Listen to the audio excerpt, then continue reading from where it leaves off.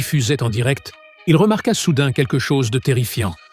Tous les spectateurs, pour une raison inconnue, se mirent à le supplier frénétiquement de fuir pour sauver sa vie. Au début, il pensait qu'il plaisantait ou faisait une blague, mais ensuite, il reçut une alerte d'urgence de l'Agence de prévention des catastrophes. Juste après, un bruit d'explosion retentit dehors, suivi de cris provenant du bas de l'immeuble où il habitait. Poussé par la curiosité et la confusion, il se dirigea vers le balcon pour jeter un œil. Ce qu'il vit le laissa complètement stupéfait. Le monde extérieur était déjà plongé dans le chaos. Les gens fuyaient, les immeubles en panique. Des camions de pompiers fonçaient violemment dans des objets incontrôlables. Puis il remarqua que certaines personnes attaquaient d'autres dans la rue, les mordant comme des animaux. Au milieu de cette folie, Jess se figea. Il n'avait aucune idée de ce qui se passait.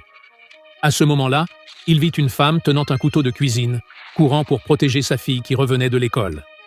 Mais quelques instants plus tard, la fille se jeta sur sa mère et commença à la déchiqueter sans pitié. Jess était totalement choqué par ce qu'il venait de voir.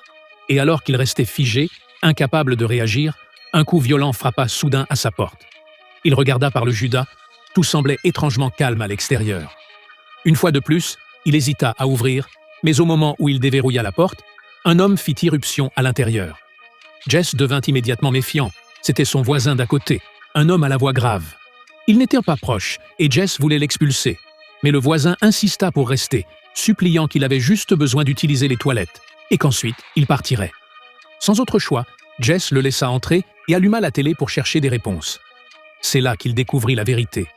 Un virus mystérieux se propageait rapidement dans la ville, et toute personne infectée devenait violemment agressive, comme un zombie.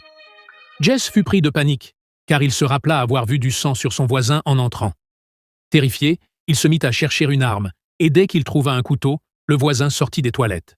Jess leva immédiatement la lame, prêt à le forcer à partir. Le voisin affirma qu'il allait bien, mais soudain, ses yeux devinrent injectés de sang. C'est alors